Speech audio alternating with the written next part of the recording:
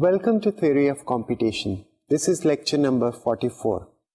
In the previous lecture, we started doing a very complicated proof. We were going to show that NL is equal to co-NL. Let's review what our strategy was and where we were, and we'll begin the lecture from where we started, where we finished last time. Recall that our goal was to prove this very interesting theorem which says that NL is equal to co-NL. We simplified this problem by observing that path is NL complete with respect to log space reducibility. So instead of showing that two complexity classes are equal, we first identified a complete problem in one of the complexity classes. Since both of these classes are complements of each other, therefore, if we identify a complete problem in one of them, we immediately get that the complement of that is a complete problem for the other class. Now, what we will do is we'll show that the complete problem in the other class, co-NL, namely path complement, is in NL, and that would show us that these two classes are equal. For us to do that, we had to design actually a non-deterministic algorithm which used only logarithmic space, but we were allowed the power of non-determinism. The space requirements of this algorithm were extremely restricted. We were only allowed to use logarithmic amount of space. So our goal was now to prove that path complement is in NL. This will show that one problem belongs to NL, and since this problem is co-NL complete, therefore this will show that these two complexity classes are equal. So that is our plan. We want to show that path complement is in NL. In the previous lecture, we studied a non-deterministic algorithm. The algorithm almost did the job, but it required an extra piece of information. So in the last lecture, we almost were able to give a non-deterministic log space algorithm that recognized or accepted all graphs and pairs S and T such that there was no path from the vertex S to the vertex T. However, this algorithm was requiring some extra piece of information, and this extra piece of information was the number of vertices that are reachable from S. So if we had this extra piece of information, then we were able to do our job. We are given an input graph G equals V, E and two vertices S and T. We are told a number C. This is the number of vertices in G that are reachable from S. What we want to design is a Turing machine that rejects all inputs where S is connected to T, and at least one branch of M will accept if S is not connected to T. Let's review that algorithm, since that algorithm was fairly complicated, and let's look at what were the main features. We will use the main ideas over and over again in order to accomplish the complete task. So here is the algorithm given to you on the screen, and the input is a graph, two vertices S and T and a number C. Furthermore, you're given a guarantee that C is exactly the number of vertices that are reachable from S. So think of a graph being given to you and a source vertex, and somebody says exactly 1,000,000 vertices are reachable from the source. And now the question is whether T is reachable from the source or not. Actually, you want to accept if T is not reachable from the source. So the basic underlying idea now is to guess the vertices that are reachable from the source, and for each of your guesses, that each of the vertices that you guess to be reachable from the source, actually verify that it is indeed reachable from the source. If you are able to verify that each one of those vertices is reachable from the source and T is not one of them, then you can safely accept. So what we do is, to save space, we do not guess all the vertices in advance. We go through all the vertices of the graph in a loop. So we go through all the vertices in the graph one by one, and for each vertex we guess whether it's reachable from S or not reachable from S. If we guess that it's reachable from S, only then we try to find a path, guess a path which goes from S to this given vertex. And when we guess this path, we even do that cleverly by guessing the current vertex of the path and not keeping track of the whole path. And if we ever reach that given vertex, that tells us that this vertex was reachable from S. And now we just keep incrementing a counter. At the end of this whole procedure, either this program has rejected its input because one of the guesses was wrong, or it was not able to verify that the given vertex was reachable from S, or it has gone through the whole loop, incrementing the counter. So if we had guessed exactly C vertices to be in, and our guesses were precisely right, then this counter would have reached C. And if T did not pop up as one of those vertices, then since we know that there are exactly C vertices reachable from S, therefore T cannot be reachable from S. Now let's see the nitty-gritty of this program and see why it takes only log space. The reason that this program takes only log space is we run a loop which goes through all the vertices. And since there are n vertices in the graph, these vertices are numbered from 1 to n. Therefore, we need only log n bits to keep track of the current vertex that we are talking about, that we are considering. Then we guess the vertex to be in or out. Suppose we guess the vertex to be in, then what we want to do is we want to guess a path from S to this given vertex. And each vertex on this path is going to be guessed and all the previous vertices forgotten. Therefore, this algorithm only uses two counters, and what it does is it accepts if S is not connected to T, or at least one branch will accept, and reject if S is connected to T. So let's look at this algorithm. The counter D is the one that is counting how many vertices are currently verified to be connected to S. And if this counter does not reach C, that means we were not able to guess the vertices which were connected to S. We missed some of them, and therefore we cannot accept, since T may have been one of the vertices which was connected to S and we missed out on that.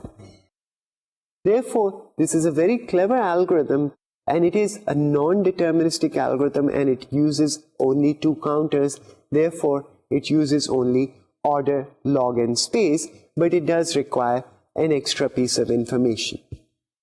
The previous algorithm tells us that given a graph G and a source, if we can compute in log space the number of vertices which are reachable from S, we can solve the path complement problem in non-deterministic log space. Think for a moment. Suppose that you were able to write an algorithm which required only log space, and this algorithm, all its job was to count the number of vertices that are reachable from S. If you could count the number of vertices that are reachable from S, that would give you a number which will be C. You can then take that C and input to the previous algorithm, and that would solve the path complement problem. So now we are faced with a simpler question, and this question is, given a graph and a source vertex, find out how many vertices are reachable from the source vertex, or count the number of vertices that are reachable from the source vertex, and we have to do this in log space. So now our task is a bit simpler, but we notice that it's even simpler than we thought. The reason it's even simpler is What we want is a non-deterministic algorithm that would solve this problem. And what does it mean for a non-deterministic algorithm to compute a number? Remember that we intend to use this non-deterministic algorithm, and once this algorithm finishes or successfully computes C, then we need to run the other algorithm that we have outlined after that. So this non-deterministic algorithm that we want to design can have many branches. Some of its branches are allowed to compute C. The other branches may just reject, and that would not hurt our cause. However, every branch that computes C must compute the correct value of C, because that would be followed by the algorithm, the previous algorithm that we have outlined. So our simpler task is the following. We will be given a graph G and a source vertex S. And now we have to design a non-deterministic algorithm, non-deterministic Turing machine, and at least one branch of this Turing machine should output a number C, where C is the number of nodes reachable from S. All the other branches should reject. So in other words, what we're not saying is that exactly one branch should compute C. More than one branch can compute C, but they must compute the same value of C, namely the C, which is the number of vertices that are reachable from S. Other branches can reject and must reject. So the branches that make a mistake should somehow be able to figure out that they've made a mistake and reject. So we don't need a deterministic algorithm to compute C. What we need is a non-deterministic algorithm that computes C. If we can accomplish the previous task, we'll run our algorithm and at the branches that output C, and we will get our algorithm for path complement. So after C has been successfully computed, all the branches which were unsuccessful reject, but there are some branches which have computed C. They will continue the next algorithm, and now they have the number C that was needed in them and finally finish the job. So that's the plan. Today we will design that algorithm. Let us start. We will first break up the problem into simpler pieces, and by now you should be used to of this. Let's say we are given a graph G and a vertex S. Let us define a set or a class of sets. So we are defining these sets Ri. Ri is the set of vertices such that there is a path from S to V of length at most I. And we define Ci to be the number of vertices in Ri. So Ri is the set of vertices which are reachable by paths of length at most I. So they could be paths of length I or smaller, and Ci is the size of these sets. So if we think about this, R0 is the set of all the vertices that are reachable from S via paths of length 0. And if you think about it, the only vertex that is reachable from S via a path of length 0 is S itself. So R0 consists of a singleton set, is the singleton set consisting of S, and the size of R0, which we call C0, is 1. R1 is the set of all vertices that are reachable from S via paths of length 1. So R1 is the set of all vertices which are neighbors of S, including S also. So all the neighbors of S go in R1, and S itself also goes in R1, and the size of R1 is going to be the out degree of S plus 1. 1 is added because S is also counted. R2 is the set of all vertices that are reachable from S via paths of length at most 2. So here we look at S, the neighbors of S, and all the neighbors of S. And the set of all those things will be the set R2, and C2 will be the number of vertices that fall in R2. Similarly, R3 is going to be the set of all vertices that are reachable from S via paths of length 3. So this includes S, all the neighbors of S, all the neighbors of neighbors of S, and all the neighbors and neighbors of S, and so on. So we can define R4, R5, and all Ri. Now, Ci is the size of Ri. What we want to do is find out what's the value of Cn, and that's the C that we are after. By definition, Rn is the set of all vertices that are reachable from S via paths of length at most n. Now we know that if there is any vertex that is reachable from S, it must be reachable via path of length at most n. Therefore, Rn is simply the set of all vertices reachable from S. We can stop saying via paths of length at most n, because any vertex that is reachable from S is reachable via path of length at most n. And Ci is defined to be the size of Ri. Therefore, the size of Rn is what we are trying to find out, and that is Cn. Now, let's note one very simple thing is C0 is equal to 1. And in fact, the only vertex reachable from S in 0 steps is S itself. This is not very difficult to see, that the only vertex, because you're not allowed to take any steps, so the only vertex is reachable from the vertex S is the vertex S itself.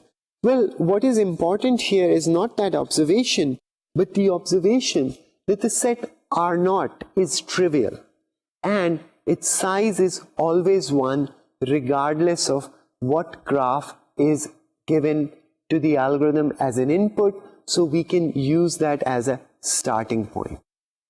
Now, suppose we can design an algorithm that does the following. Given Ci as an input, it has at least one branch which will compute Ci plus 1 correctly, and all of other branches of this Turing machine will, or this algorithm will reject. Then we can use this algorithm to eventually come up with an algorithm that computes Cn from C0. So what we're saying is, suppose I'm able to design an algorithm such that when you give it Ci as an input, it outputs Ci plus 1 for you. But this is not just any old deterministic algorithm. This is going to be a non-deterministic algorithm. And if you give it Ci as an input, then it will have computation branches. Some of the computation branches will reject, but there will be at least one branch which will compute Ci plus 1. All other branches will reject. Now, if we can come up with such an algorithm, then what we can do is we can go from C0 to C1, and then we can go from C1 to C2, C2 to C3, C3 to C4, and so on, and eventually compute Cn. And what we will have is a non-deterministic algorithm such that at least one branch of this non-deterministic algorithm will compute Cn. Which branch would it be? Well, remember that from C0, at least one branch will compute C1 correctly. It will be the branch that computed C1 correctly, followed by the one that computed C2 correctly, followed by the one that computed C3 correctly, and so on all the way to the one that computed Cn correctly. So our task has become even simpler now. Let's see what our task is. Our task is to be able to compute Ci from Ci plus 1. Once we have an algorithm which can compute Ci from Ci plus 1, we can easily compute Cn. This is going to be a very simple algorithm. Let's have a look at it. So this algorithm initializes C0 to be equal to 1. The reason it does that is because we know that R0 is the singleton set which consist of only S. So we know that C naught, the number of vertices that are reachable from S using 0 hops, is actually 1. That is, the vertex S itself is reachable from S in using 0 hops. On the other hand, no other vertices are reachable, so we know the value of C naught, it is 1. Then we can run a simple loop. This loop runs n-1 time, and what it does is it computes Ci plus 1 from Ci, because we know the value of C naught and we already have the previous Ci and we can use it to compute the next one. Therefore, we can continue this loop, and when the loop ends, we would have found the value of Cn. Now, there are a few things. When you stare at this algorithm, you see all these indices, Ci's.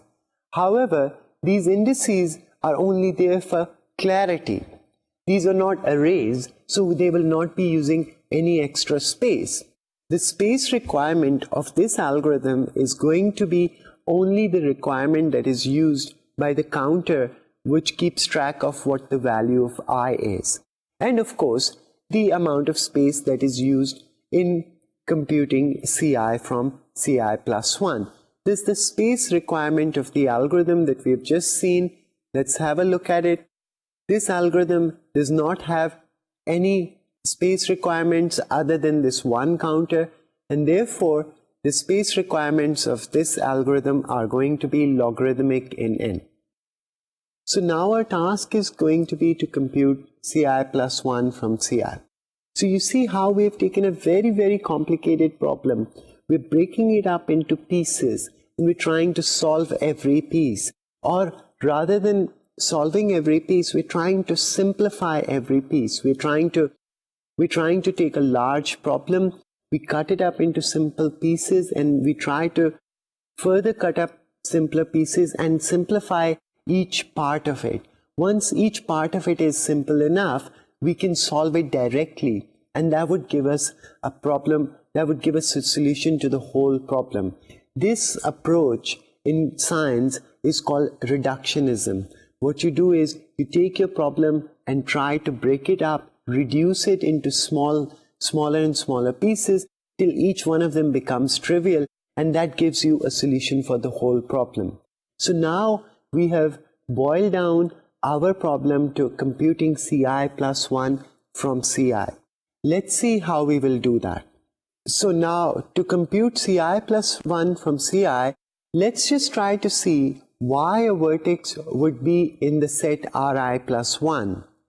Well, we observe that a vertex X is in Ri plus 1 if and only if it is either in Ri or there is a vertex W in Ri and W comma X is an edge in the graph. So this is a very simple observation. Suppose we want to ask ourselves what makes a vertex go into this set Ri plus 1. Ri plus 1 is a set of all vertices which are at distance I plus 1 from S. Well, either this vertex was at a distance less than or equal to I from the vertex S, or it was connected to one such vertex. If that is the case, only then we can reach from S to this vertex in less than I plus 1 steps. And therefore, that gives us some idea that if we know the set Ri, we can then from there figure out the set Ri plus 1 by looking at the edges of the graph. So let's start with this simple idea, and then we will refine it and see how we are going to use the ideas that we've used previously again and again. So now our task is somehow to understand how we can compute the size of Ri plus 1 if we are given the size of Ri. What we want to do is count the number of vertices in Ri plus 1. There is a very simple way to do this. So first I'm going to outline a very simple algorithm, and then we'll see why this algorithm does not suit our purpose. Then we'll modify this algorithm so that it suits our purpose and it is actually an algorithm that uses very little space. So let's look at this algorithm. This algorithm is a deterministic algorithm. So what we do is we set a counter to be 0, and for each vertex in the graph, we check if the vertex is in Ri plus 1. If it is, we increment the counter. The only problem here is that we don't know Ri plus 1. If we knew what Ri plus 1 was, then this algorithm will perfectly suit us. Remember that this algorithm is looping through all the vertices, and therefore it does not need too much memory. It only increments one counter whenever it finds out that a vertex is in Ri plus 1. So our goal is now to be able to solve the problem of testing whether a vertex is in the set Ri plus 1 or not. So now we've come to a different problem that we want to solve. What we have now is a vertex v in V, and all we want to do is check if V is in Ri plus 1. We can use the previous observation to do this job as follows. So now all we want to do is be able to check if a vertex is in the set Ri plus 1, and what we can do is we can use our previous observation about the set Ri to do this job very, very efficiently. What we can do is now run a loop. For each W in V, we check if W is in Ri. If W happens to be in Ri, that means W is distance at most I from the vertex S.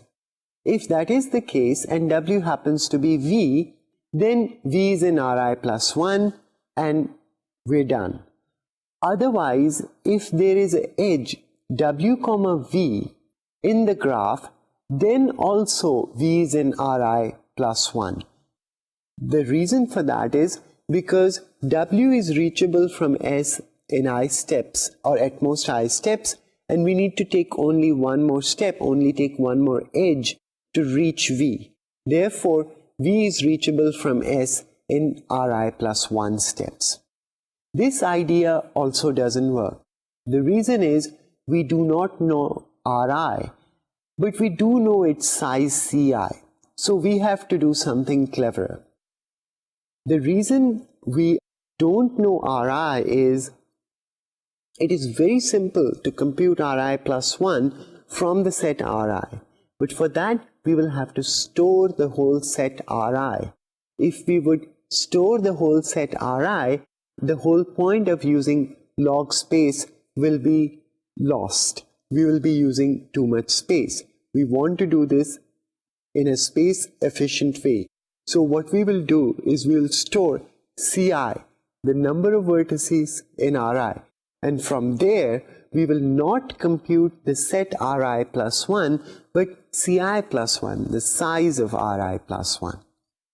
However, the saving grace is that we are given non-determinism at our disposal. So we can use it over and over again. Let's try something with non-determinism. So now what we will do is we will use the power of non-determinism to make this algorithm do what we want it to do for us without using too many resources. The power of non-determinism is in the power of guessing. So let's use that power liberally and see what we can come up with. So now suppose we run this algorithm. Remember, V is a given fixed vertex, and we just want to know if V is an element of Ri plus 1.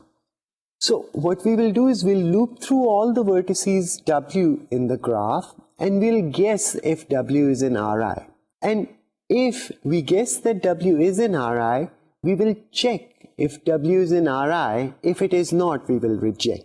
So for each vertex W, we will guess whether it is in Ri or not, and if we guess that it's in Ri, then we'll verify the fact that it's in Ri by finding a path from S to that vertex, which is of length at most I. And if we can verify this, Then we'll perform the next check. We'll check if W is equal to V. If it is, then V is in Ri plus 1. If W is not equals to V, but there is the edge W comma V in our graph, then also V is in Ri plus 1.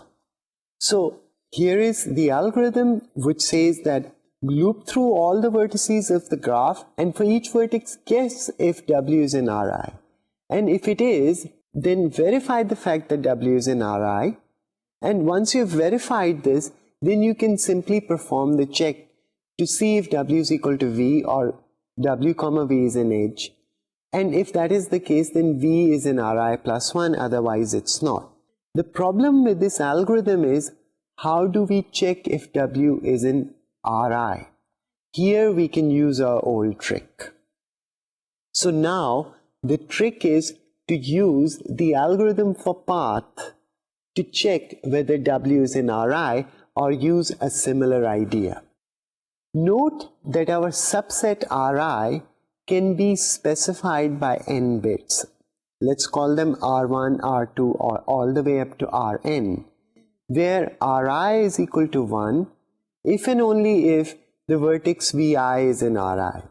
Now suppose we could guess a bit vector R1 up to Rn. So if we could guess this vector R1 up to Rn, that would be a guess for the set Ri. What we would need to do is to be able to verify that we have made the correct guess. Let's see how we could do that.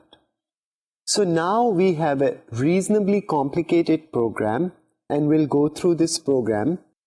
The program starts by setting a counter to 0. Then it loops through all the vertices of the graph. For each vertex, it guesses a bit, R sub W, in 0 or 1.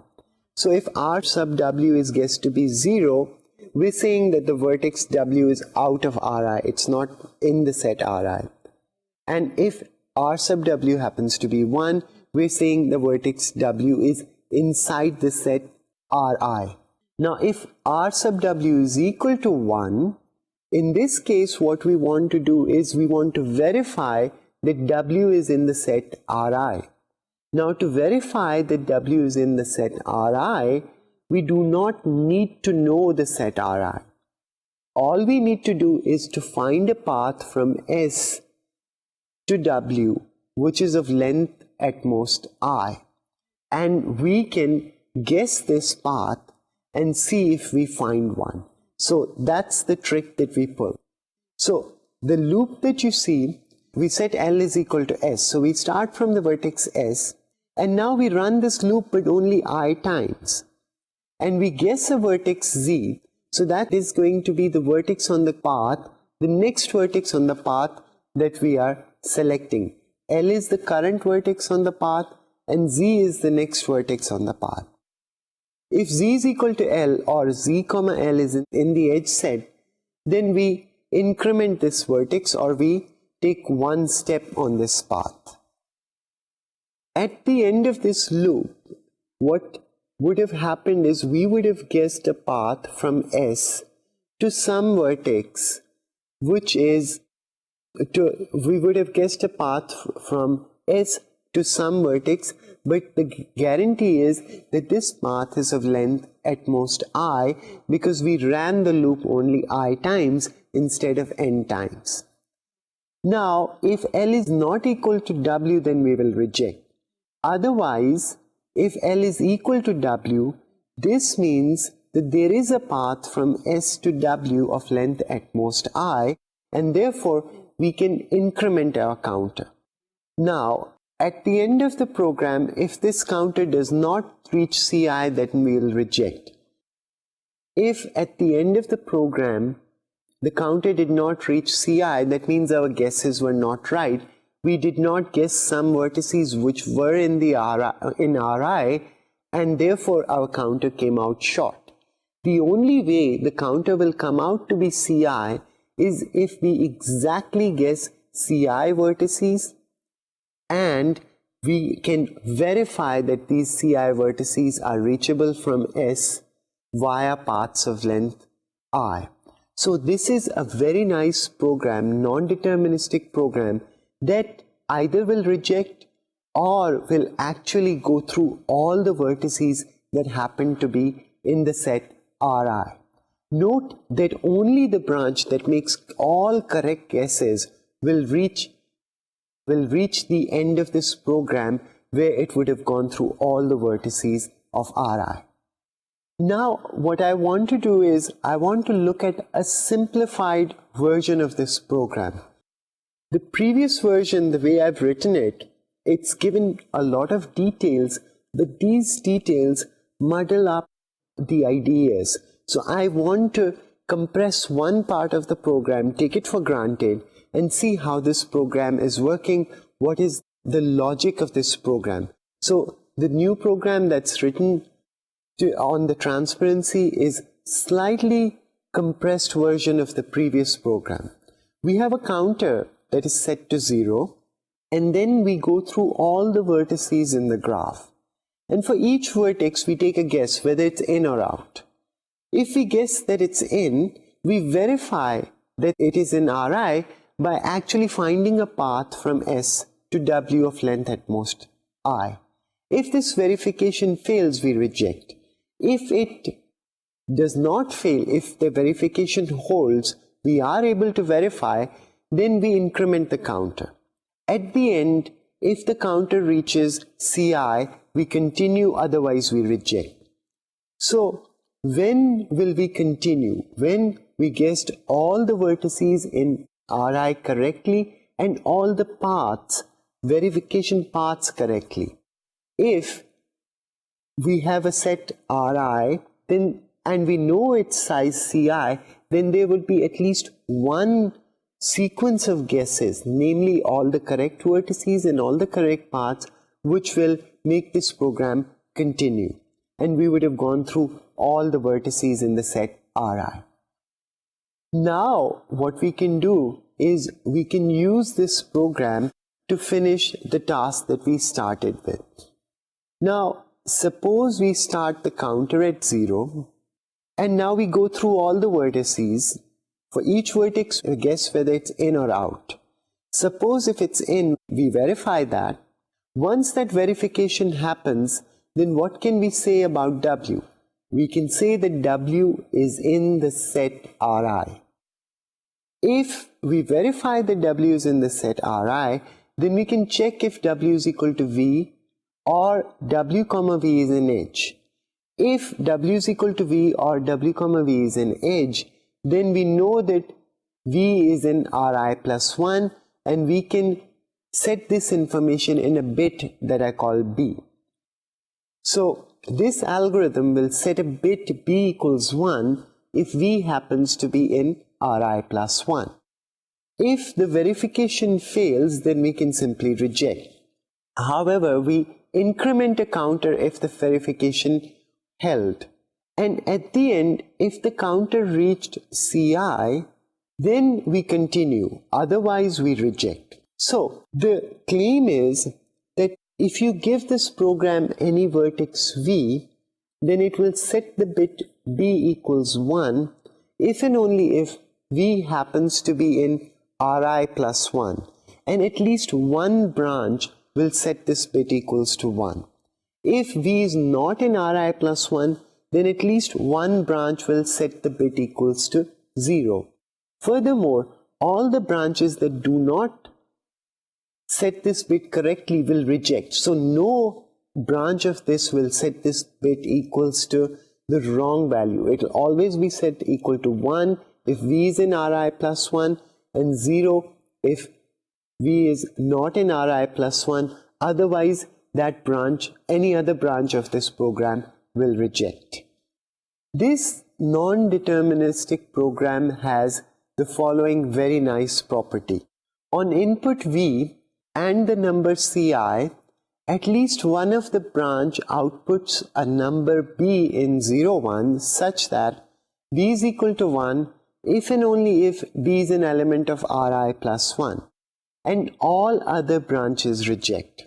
Critically, we can use this program to count the size of Ri plus 1, and this is what we wanted to show. Remember, we said that if somehow we could count the size of Ri plus 1, given the size of Ri, our task would be done. So in order to use this program, all we'll have to do is loop through all the vertices of the graph G. Once we start looping through all the vertices of the graph G, for each vertex we can compute a bit. This bit is going to be 0 if that vertex is in Ri plus 1, otherwise this bit is going to be 1. If we loop through all the vertices and keep adding up these bits, at the end of the program we would have computed the value of Ci plus 1, which is what we were after. So given this program, it's absolutely trivial how to compute Ci plus 1. Just keep track of these bits and just keep track of the sum of these bits. You don't have to keep track of the bits, because if you do that, you will use a lot of space. We don't want to do that. What we'll do is we'll keep track of the sum of these bits and keep adding them up as we go through all the vertices of the graph, and at the end all other branches of the program would have rejected except for some of the branches which would have the correct value of Ci plus 1. Let's have a look at this program again. This program is highly non-deterministic, but it uses only counters. It is one of the most wonderful programs and has only theoretical implications. Let's revisit it. Now we will not use indices anymore to make it clear that only counters are used. So I want to go through the entire program with all the details and see that only counters are used, and see how we will use it and how different parts of this program function and how it accomplishes its task. So as you can see, the program is quite complicated. So we have a variable C. So C is going to keep track of the current Ci. We know that the value of C0 equals 1. So initially the current value that we know is 1, and we start off the program like that. That gives us our starting point. Then we have a loop that is running n-1 times.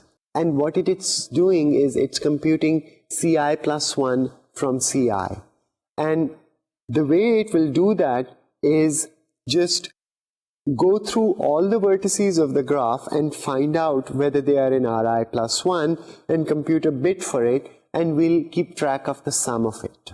So let's see how that is done. First of all, when we enter the loop, C has the value Ci, and we want to compute the value of D, which is going to be Ci plus 1. So C is the current value of the Ri set, or the size of the Ri set, and we want to compute the next value, which is going to be the size of Ri plus 1. So given C, we are computing D. Previously we were using indices, but now these are just two counters which hold the value of numbers. Initially we start with D equals 0. So D is going to be 0. So far we haven't seen any vertices that are in the set Ri plus 1. Now we will go through all the vertices of the graph, and I'm assuming that the vertices are numbered from 1 to n. For each vertex we want to compute this bit B.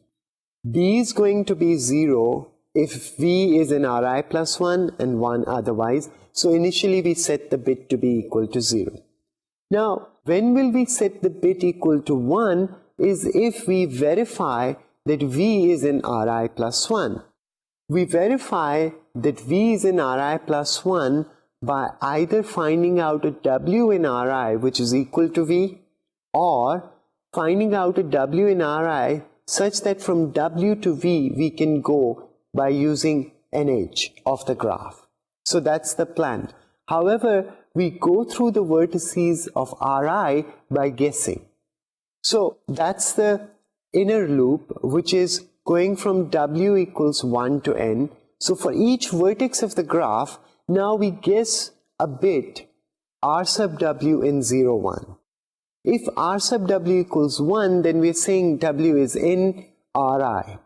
If we guess that it's in Ri, then we'll verify that it's in Ri by guessing a path of length at most I from S to W.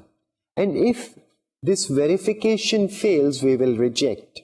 Otherwise, we'll set a counter which is going to be incremented. So remember, the counter initially was set equal to 0, and this counter will make sure that our guess of Ri was correct. We were able to verify exactly Ci vertices, otherwise there's something wrong happened in our guessing.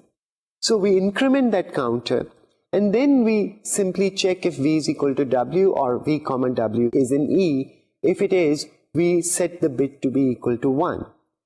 Now, at the end of this loop, we check the counter. If the counter has not reached C, that means we did not guess the correct number of vertices that were reachable from S via paths of length at most I, and therefore we will reject. So this is where we're using hugely the power of non-determinism. If we figure out something has gone wrong in our guessing and we are able to see that, we reject immediately. However, if the counter has reached C, that means all the guesses for Ri's were correct. So the bit B has been correctly set. Now, if the bit B has been correctly set, we simply add it to D. So every time the bit was 1, we have discovered one more vertex in Ri plus 1, and every time the bit was 0, we have not discovered that the current vertex is in Ri plus 1, so we simply keep incrementing D. So at the end of this loop, D will have the value of Ri plus 1, and we'd simply update C to D and continue this loop.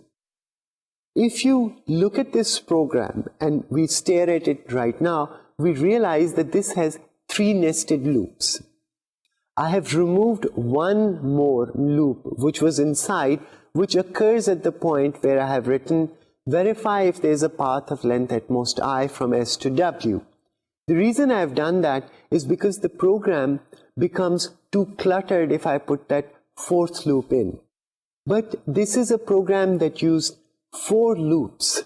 They are all nested and it's guessing at every place. So these are 4 loops, and non-determinism is being used everywhere in this program. And at the end of this program, what you will have is you would have computed the value of Cn, which is the value of C. Now this value of C, if we give it to our previous program, that would correctly tell us if the vertex T is reachable from S or not. And therefore, what will happen is we would have a non-deterministic program that will accept all those graphs in which S is not reachable from T. On the other hand, it will reject all those graphs in which S is reachable from T. And so this is a non-deterministic algorithm that accepts the complement of path. Furthermore, it uses only 4 counters. Therefore, it uses only order, log, and space. So this shows that path complement is in NL, and therefore NL is equal to co-NL. So NL is equal to co-NL. This is a wonderful result. When this result first came out, it shocked many computer scientists. People were not expecting it, or some people were not expecting that it could be proved that non-deterministic log space is closed under complementation. Well, if you ask many computer science scientists about the P versus NP question, they would tell you that they have a very strong belief or very strong feeling that P is not equal to NP. On the other hand, if you ask people about the L versus NL question, whether non-deterministic log space is equal to deterministic log space, you would find heated debate and discussion. In fact, there are some theoretical computer scientists who are strongly conjecturing that L may be equal to NL. On the other hand, others say that no, maybe NL and L are two different classes. And one of the reasons for this debate is because people have seen that NL is closed under complementation. And therefore, they feel that NL may be the same class as L. So this theorem has put the NL versus L question into a completely different category. It's not as clear-cut as the P versus NP question, or at least the conjectures are not as clear-cut.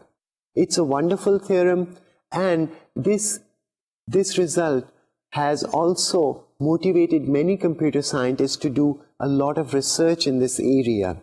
There has been a lot of progress in several questions which are regarding space complexity. Unfortunately, we will not have enough time to look at these wonderful things.